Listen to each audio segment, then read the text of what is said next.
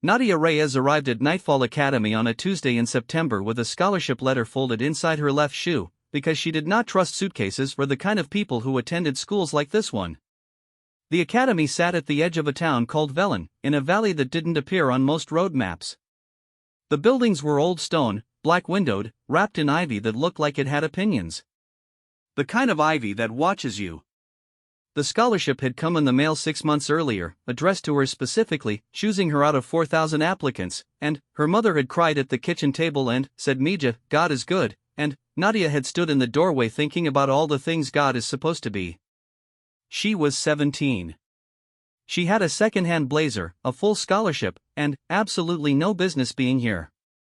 The other students came in cars with leather seats and drivers who knew their names. They came with trunks and hatboxes and parents who kissed them on both cheeks like they were off to war. Nadia came on a coach bus from a station 4 towns over, dragging a wheeled duffel that had a broken zipper held together with a hair tie. She stood at the academy's iron gate, stared up at the carved stone arch above it, lux in umbra, light and shadow, and thought, "This is either the best or the worst decision of my life." She would spend 4 years trying to figure out which.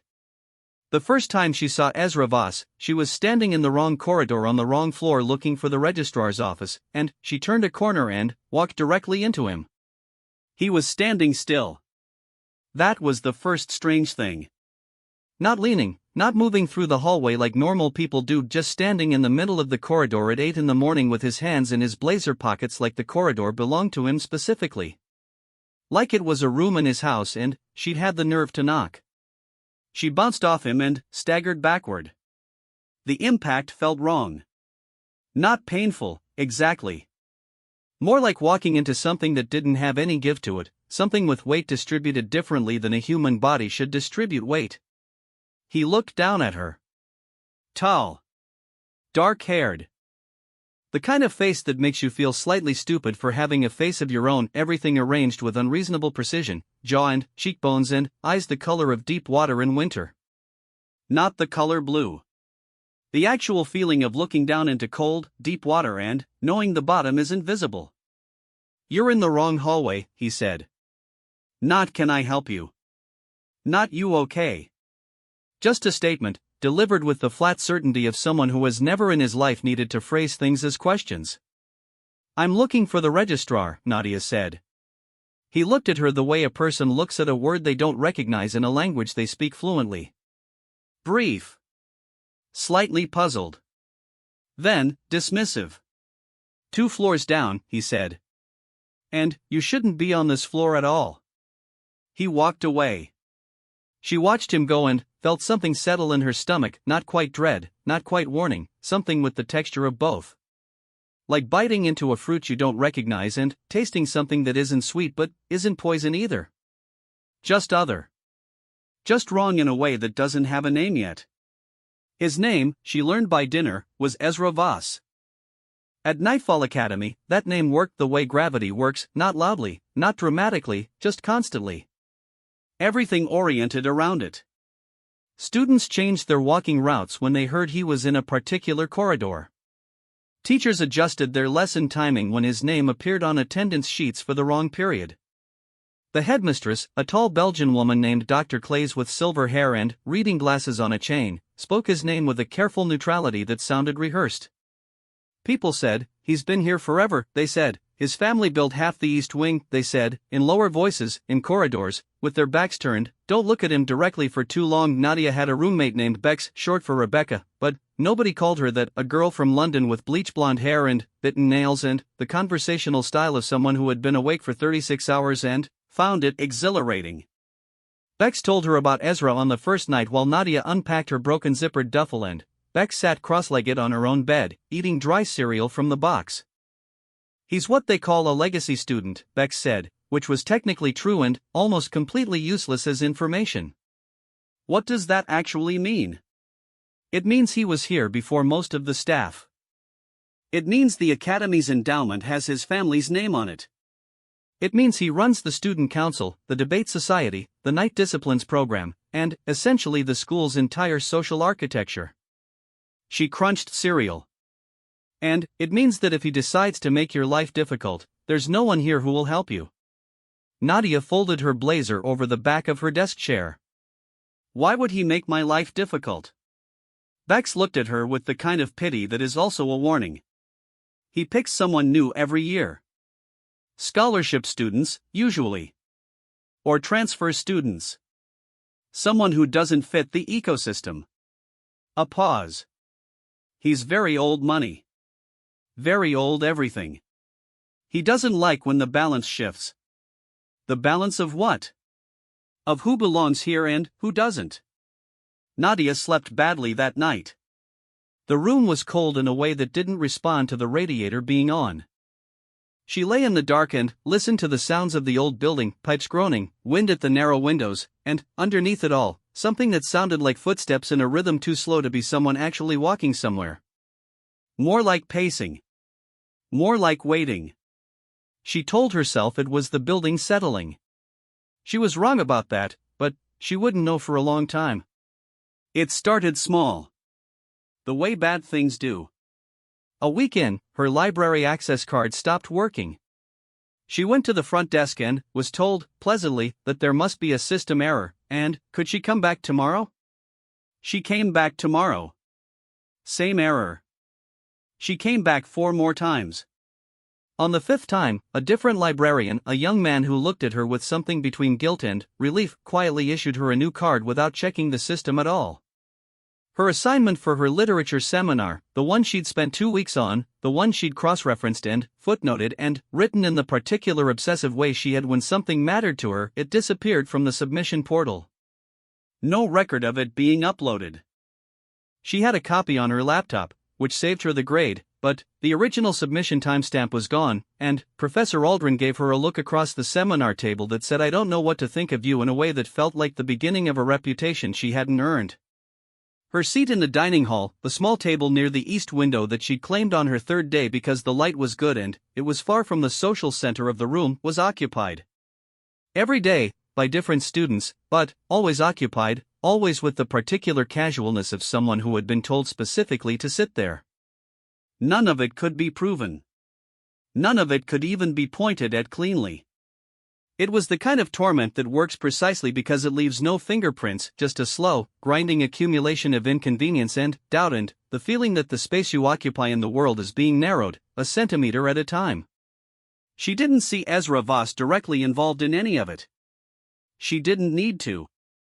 There was a class at Nightfall Academy called Night Disciplines, which appeared on no official curriculum and was listed in the student handbook only as advanced extracurricular studies, elective, 6th-year priority. Nadia was in her 1st year and had no business knowing about it. She knew about it because Bex mentioned it once, and because she'd seen students come out of the East Wing's lower corridor at 2 in the morning looking not tired but illuminated. The way people look after something has shifted in them permanently. She asked Bex what they studied in there. Bex looked at her with the cereal box held to her chest and said, "Don't ask about night disciplines." That's not an answer. No, Bex agreed, but it's the only one I've got. The East Wing's lower corridor was behind a door that required a different kind of access card. Nadia's didn't work on it. She'd tried once, just to see, the 2nd week of school, at an unreasonable hour when the hallways were empty. The card reader had beeped red. She'd stood there for a moment, hands still pressed flat against the door, feeling through the wood the faint vibration of something on the other side. Not machinery. Something slower than machinery. Something with a pulse.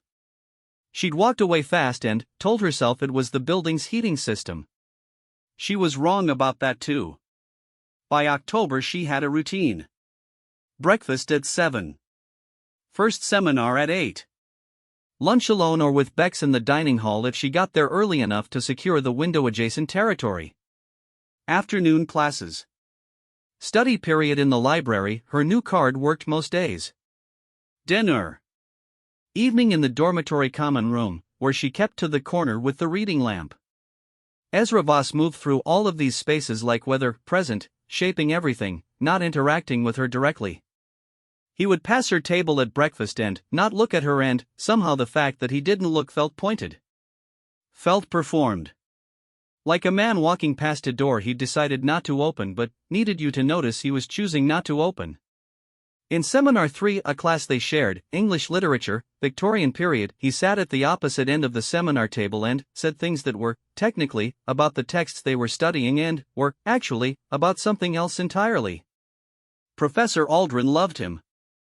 He was the kind of student teachers fall for: articulate, referential, able to link Dracula to Paradise Lost to current sociological theory in the same breath without making it feel like performance. Except it was performance. Nadia sat 12 feet away and felt it vibrating under his every sentence like a second frequency only she could pick up. One afternoon he looked directly at her across the seminar table while the rest of the class discussed Harker's journal entries, and he said, not to her, to no one in particular, to the air between them, "The most interesting thing about a prey animal is that it keeps showing up." The class laughed, vaguely, at something they took to be a literary observation. Nadia looked back at him and felt the thing in her stomach settle, that fruit bite sensation, that wrongness without a name, shift into something harder and more useful. She held his gaze for 3 full seconds before she looked back at her notes. She did not look away first. She made a decision to not look away first, the way you make a decision to hold your hand above a candle flame a half second longer than you know you should. Something crossed his face. She didn't know what it was. She wrote it down in her notebook margin later, a single word in small letters, circled twice, recalibrating. She started writing letters that November. Not because she had anyone specific to send them to. She had her mother, of course. She called her mother every Sunday on her phone in the stairwell where the signal was best, but these letters weren't for her mother. They weren't for Bex, who would have read them and immediately done something loud and counterproductive. They were addressed to Ezra Voss. The first one started, "You don't know what I came from to get here, and that's the only power you actually have over me." She never sent them. She kept them in a notebook with a black cover, tucked behind the false bottom of her duffel bag, the space where the lining had come unstuck, which she'd discovered on the coach bus and never fixed because it turned out to be useful for storing things she didn't want found. The scholarship letter had lived there for 3 months before she'd transferred it to her shoe. She wrote when the campaign, she called it that in her head now, the campaign, giving it a military word so she could think about it with some distance, got unbearable. When her mail went missing. When her exam results were delayed by a clerical error that only seemed to happen to her. When she found her name removed from the Interform debate roster she had legitimately signed up for. She wrote, and it kept her sane, and she kept the notebook hidden, and she thought that was enough. By December she had begun to notice things. Not about the campaign. About him. The way he stood in the East Corridor at odd hours, those unhurried still point hours when the building breathed around him and he didn't. The way certain faculty members spoke to him in a register that was not quite the register of an adult speaking to a student, something more lateral, more careful, the way you speak to someone whose goodwill you depend on in ways you haven't declared out loud. The way the night itself seemed to have opinions about him. She was not a superstitious person. She had been raised to believe in God and hard work and the specific ruthlessness required to be a scholarship kid in rooms you were not born to occupy. She had no framework for what she was noticing. He didn't eat much. She observed this across 23 shared meals between September and December. She was noting things by then, out of self-preservation, the way you build intelligence on a hostile territory, and what he ate was sparse and always dark, red meat, barely cooked, coffee so black it looked structural. He didn't get tired in the way other students did. By November, during exam season, everyone at Nightfall Academy looked the way flour looks after it's been used, depleted, dusty, still technically functional but only barely. Ezra Voss looked the same in week 12 as he'd looked in week 1. Eyes the same cold water depth. Jaw the same architectural certainty. And, once, only once, and she would spend months telling herself she'd imagined it, she saw him in the East Courtyard at 2 a.m. from her dormitory window, standing in rain so heavy it blurred the courtyard stones, and he was not getting wet. The rain moved around him. Not an umbrella. Not an overhang. The rain just decided not to land on him, the way rivers decide to go around stones. She stood at her window in the cold and stared for a long time. Then, she opened her black notebook and wrote, "What are you?" Not a question. A heading. And, underneath it, she began to write down everything she'd seen. Second year at Nightfall Academy, Nadia Reyes made 3 decisions. She stopped eating in the dining hall during peak hours. She joined the Night Literature Society, which met Thursdays at 9 and was run by a soft-spoken sixth-year named Marcus who wore reading glasses and knew every secondary character in every Victorian novel ever published and never once asked her anything personal about her life. And she stopped flinching. That last one took the longest. The flinch was an old thing in her. A body thing. The particular tightening in the shoulders that happened when a door opened in a room she was comfortable in when something entered that she didn't control and couldn't predict. She'd been flinching since she was 8, for reasons she'd compressed into a single word she kept in the back of her mind behind several locked doors. The word was Miguel, and it referred to a man who had been in her mother's life for 3 years and, in her own memory like water damage, invisible at first, the damage, and then, everywhere. Ezra Voss had, in some structural way she didn't love examining, taught her to stop flinching. Because the campaign had been consistent enough, long enough, thorough enough, that surprise stopped being available to her. There was no version of her Tuesday at this school that she couldn't map in advance. She knew what would be disrupted and, approximately when. She built double backups, alternate routes, contingency systems. She became, out of sheer repetition, harder to rattle. She was not grateful to him for this. She wrote a letter about that exact thing in November of second year. It was 4 pages long and ended with, *, you wanted to break something in me. You built something instead. I genuinely do not know if that makes you the worst person I've ever encountered or the most inadvertently useful, *. She read it back, thought for a moment, then added, probably both. He escalated in spring of second year. Until then, the campaign had been institutional, the kind of torment that works through systems, through the school's bureaucratic body. Second year, spring term, it got personal. It began with the Aldrin Prize. The Aldrin Prize was Nightfall Academy's internal writing award, named for Professor Aldrin's grandfather, who had apparently been a poet of some regional significance. It was awarded annually to the best piece of analytical writing submitted by a student in their second year. Nadia had submitted an essay on Sheridan Le Fanu's Carmilla, the vampire novel that predated Stoker, the one about the women, the one academics kept rediscovering with different emphases, and she'd written it in the 2 weeks after Christmas break sitting in the dormitory common room while everyone else was still arriving back, and she'd known it was good. Not hopeful good. Actually good. The kind of good where you finish the last sentence and sit back and feel the specific quiet of a thing correctly completed. The prize was announced at the spring assembly. Her name was read. She stood. Ezra Voss, sitting 3 rows ahead of her in the assembly hall, did not move. Did not turn. His posture remained the same immovable geometry.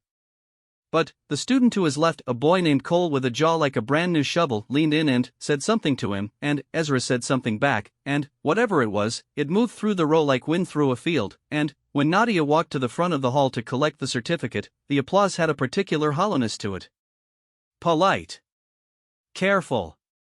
The kind of applause that is also a referendum on whether you belong.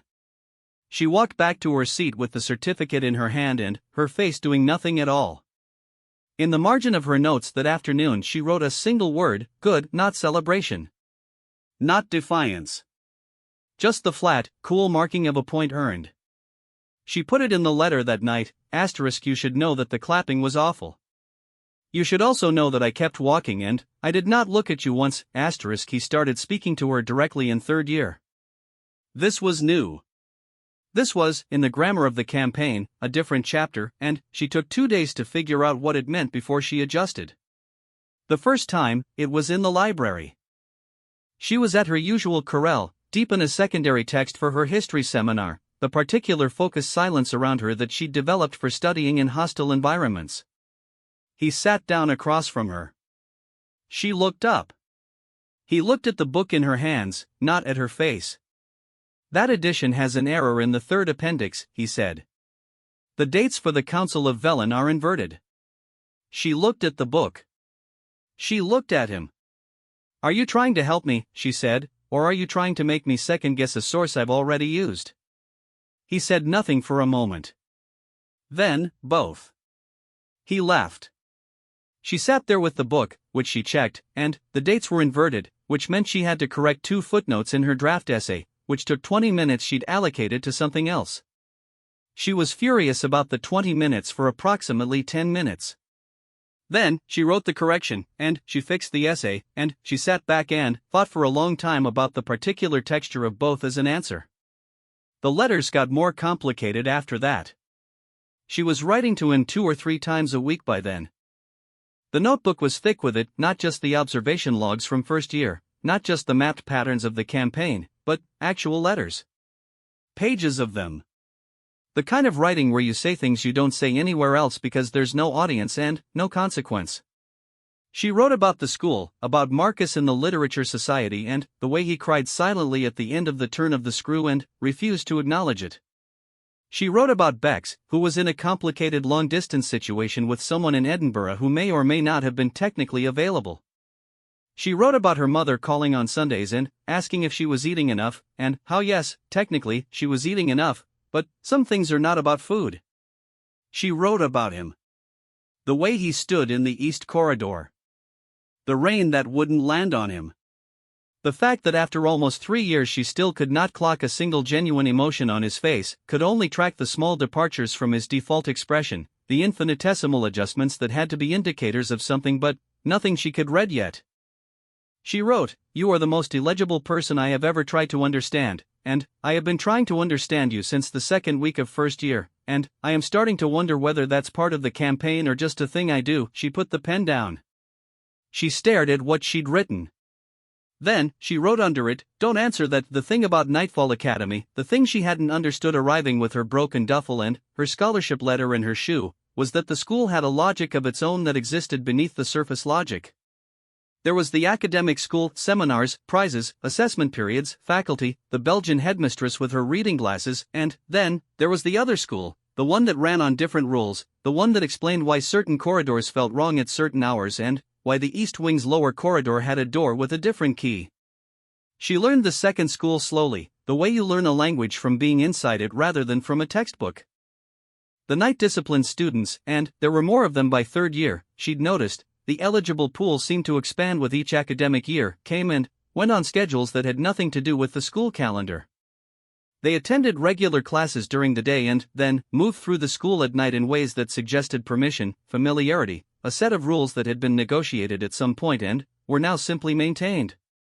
She watched them without being obvious about it. She filed what she observed. They were, she decided, students selected for something. Students selected by him. Not the headmistress. Not the faculty.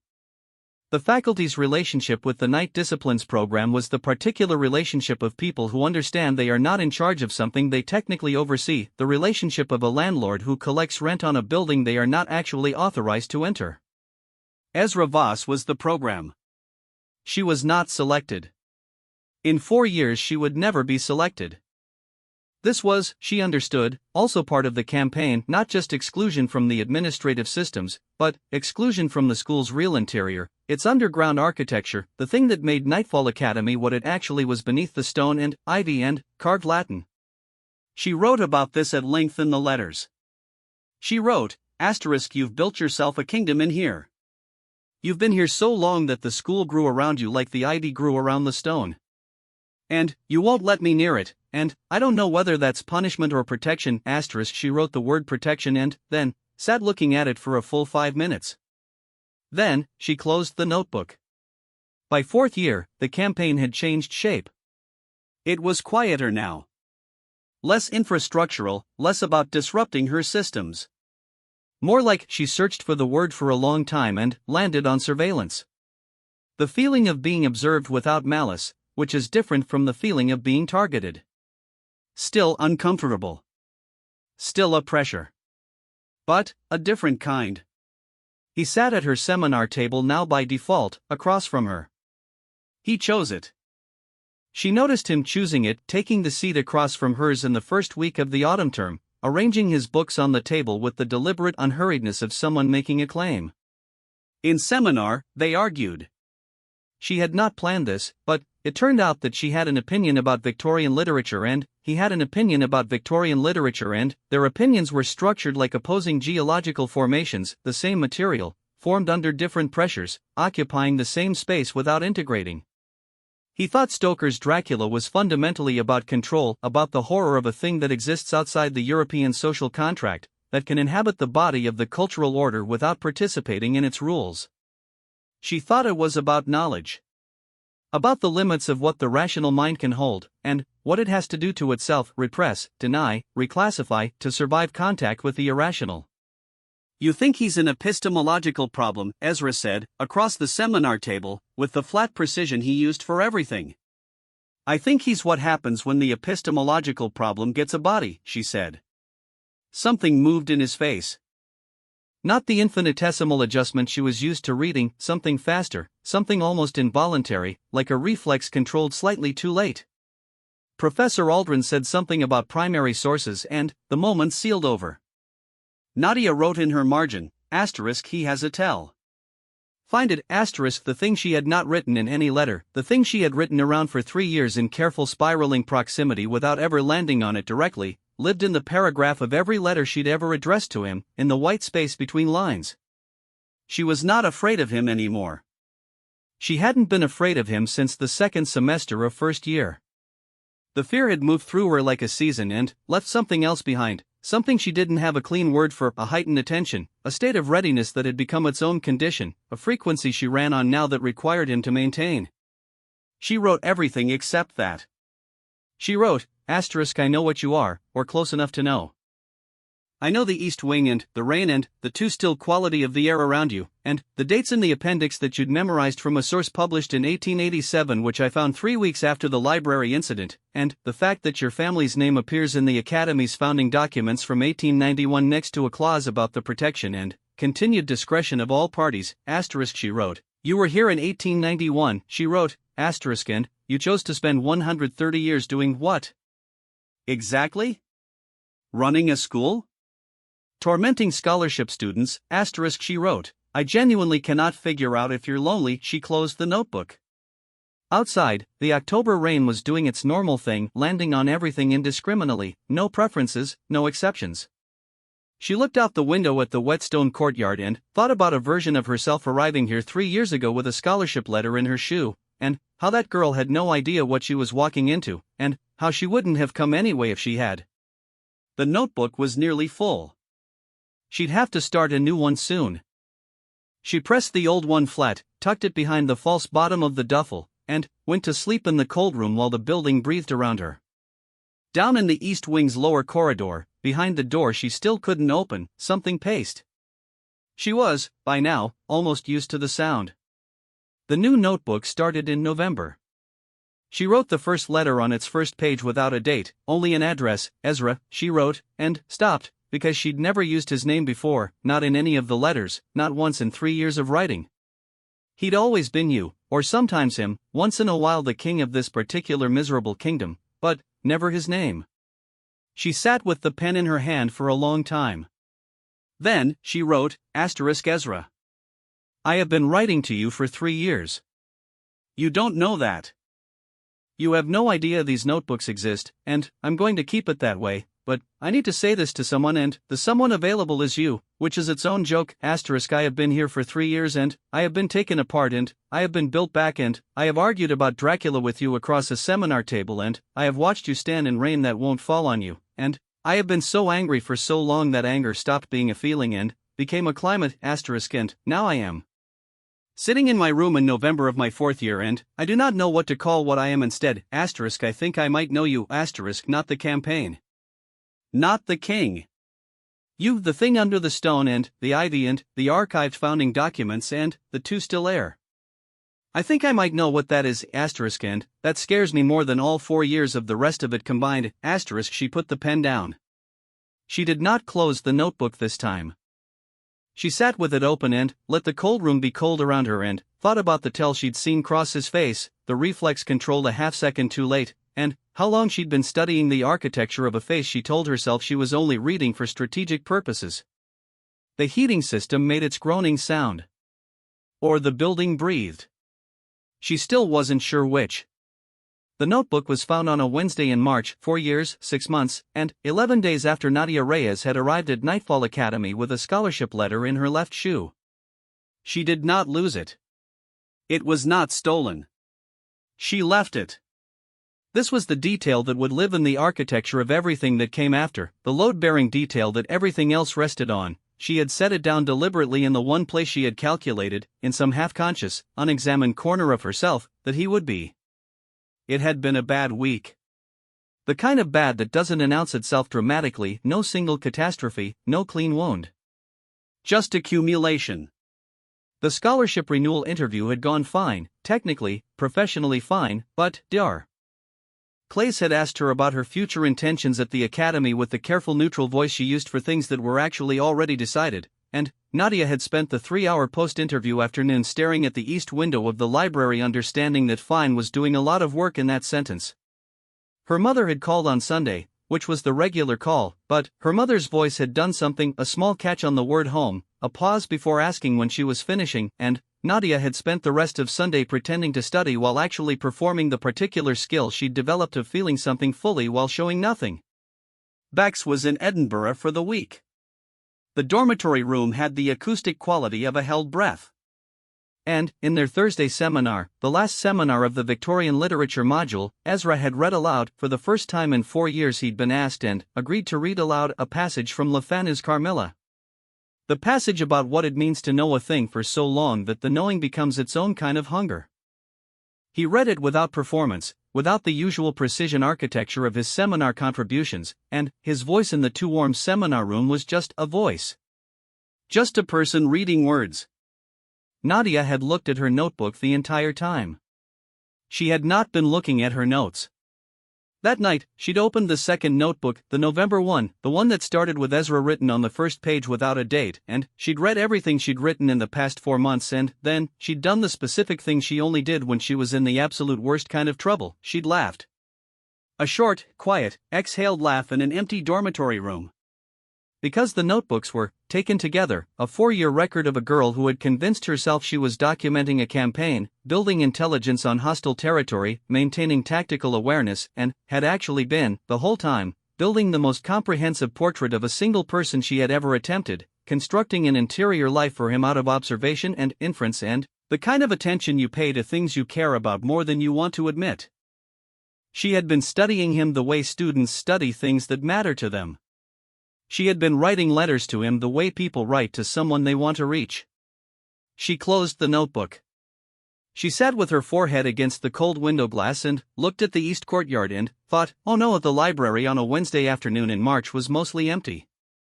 Exam season hadn't started yet, and the term was in that strange suspended middle week where the academic calendar seemed to hold its breath.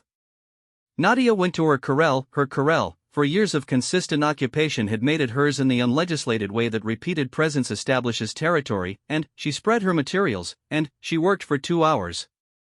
Then, she went to find a secondary source in the stacks. East wall, historical section, a shelf she needed a step stool for.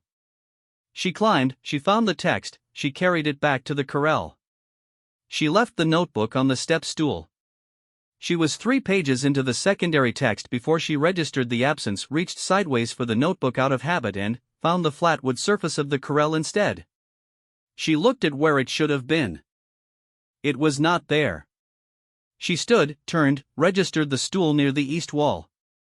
The notebook was not on the stool. She stood very still for approximately 4 seconds. Then, she went back to the east wall, retraced the route twice, checked the floor near the shelf. She went to the librarian's desk. She checked the lost and found box, which contained 2 scarves, a retractable pencil, and the specific ambient sadness of repeatedly lost items. She walked the library's perimeter. The notebook was gone. She went back to her corral and sat down. She was not going to catastrophize. She was going to apply the same system-building rationalism that had gotten her through 4 years of this school. The notebook was a physical object in a physical space, and it had either been moved, misplaced, or taken. If taken, either by accident or intentionally. If intentionally, by a student, a faculty member, or she stopped. The specific cold of the library had changed.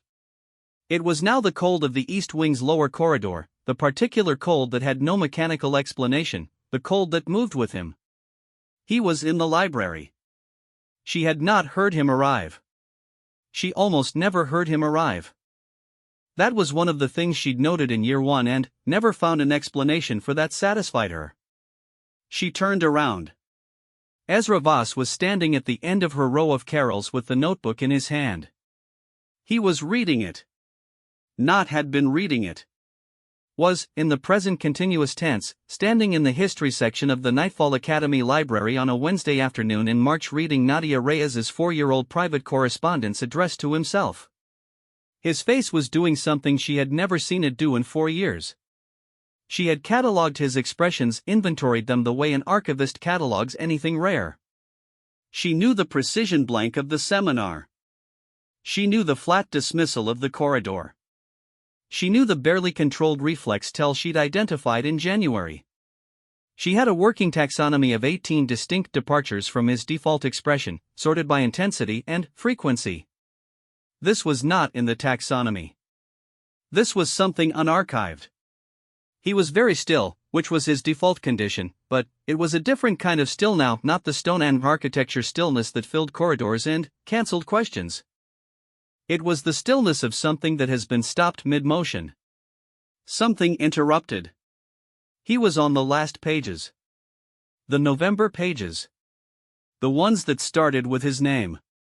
Nadia crossed the library in a straight line, no detours, and stood in front of him and held out her hand for the notebook. He did not give it to her. "You left it," he said. "On a step stool," she said. "In the library. Not addressed to you. Everything in here is addressed to me." She said nothing. "For years," he said.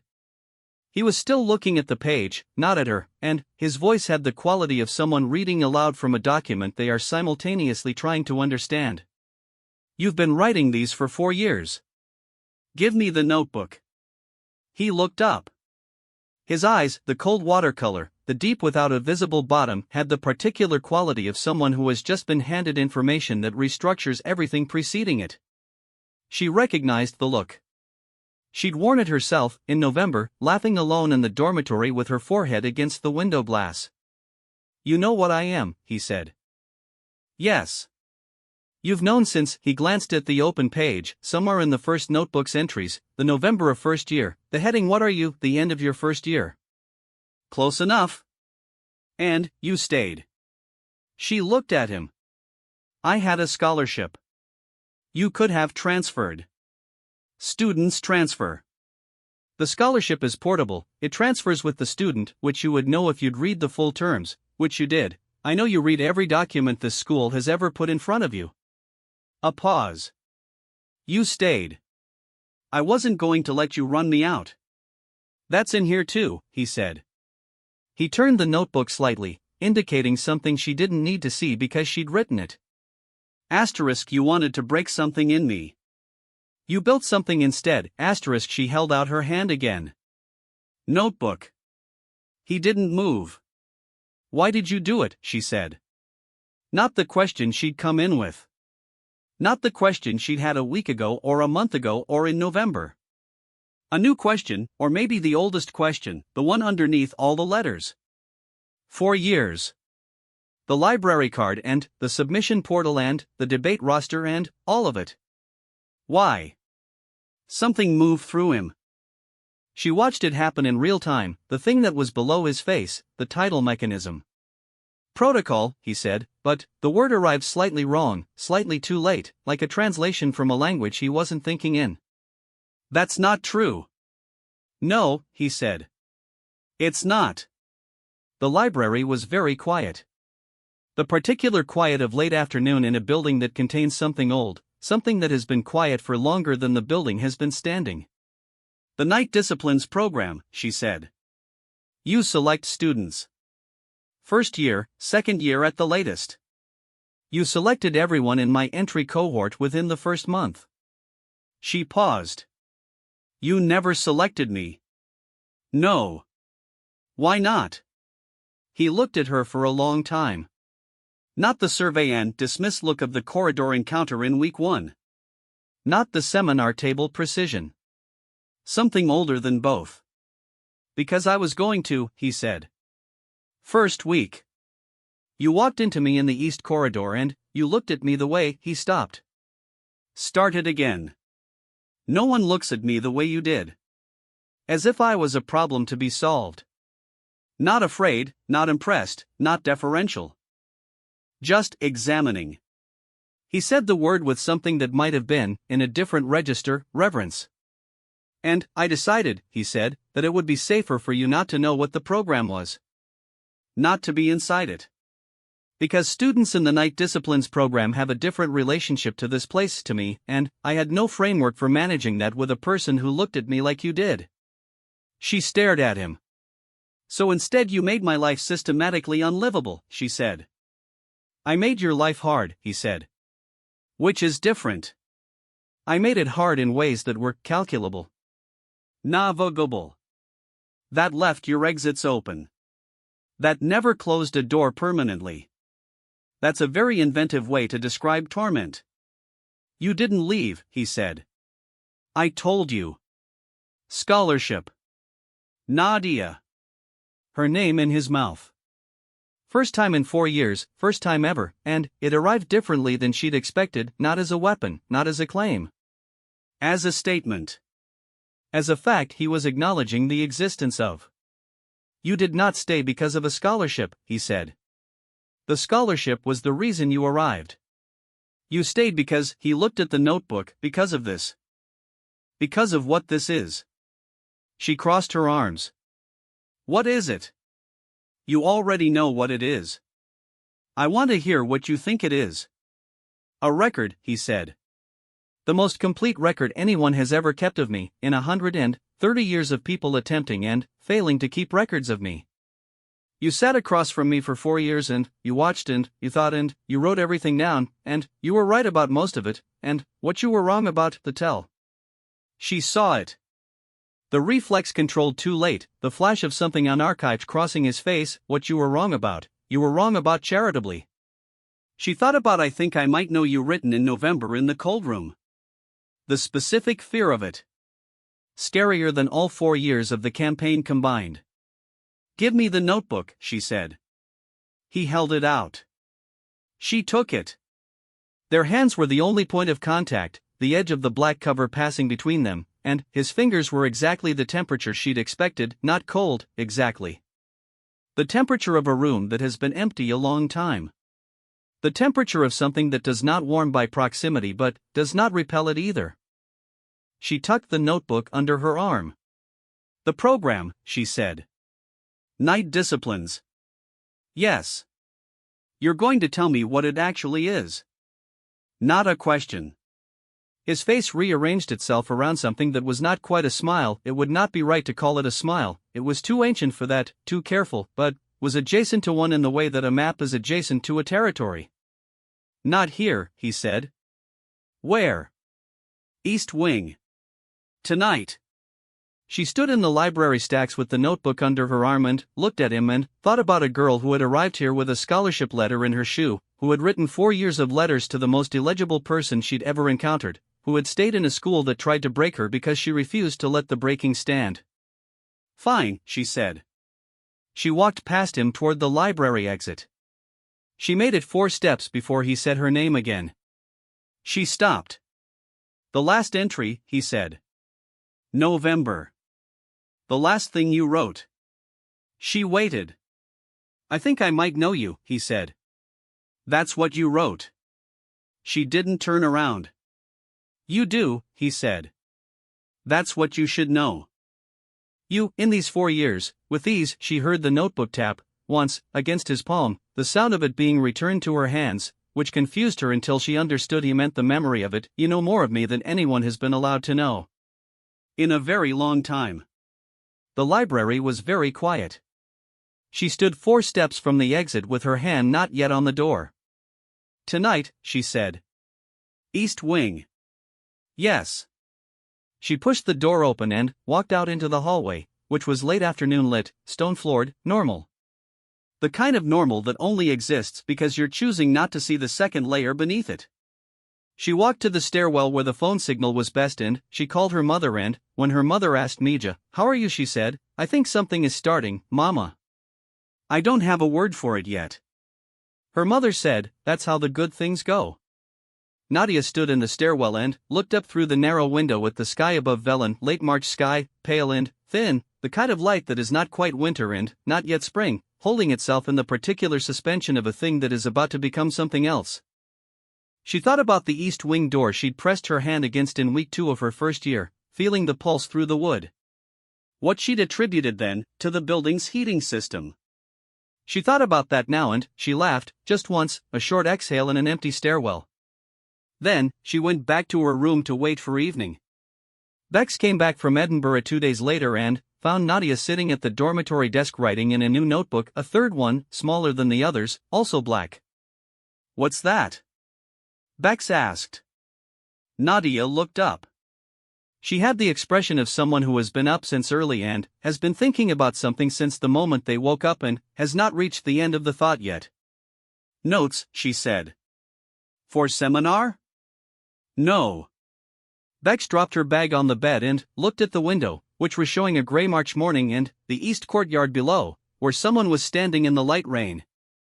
Is that Bex started? Yes, Nadia said. Bex looked at the figure in the courtyard. Looked at the rain, which was landing on everything in the courtyard except one specific 8-foot radius. Looked at Nadia. Looked back. Nadia, Bex said very carefully. I know, Nadia said. That's not, I know what it is. And, Bex turned, fully, to look at her roommate, who was sitting at the desk with a small black notebook, calm in the particular way of someone who has spent 4 years learning the difference between fear and the other thing, the thing that comes after fear when you stay in a room with something long enough that fear stops being available. You're fine? Nadia looked up from the notebook. Out through the window. Down at the east courtyard. Working on it, she said. She picked up the pen. She wrote the first line of the first entry in the third notebook. His name is Ezra, and he has been here since 1891, and last night he showed me what the school actually is, and there is not enough paper in the world for what I have to say about that. Below it, after a long pause, she wrote, but I'm going to try outside. The rain did what rain does. It landed everywhere.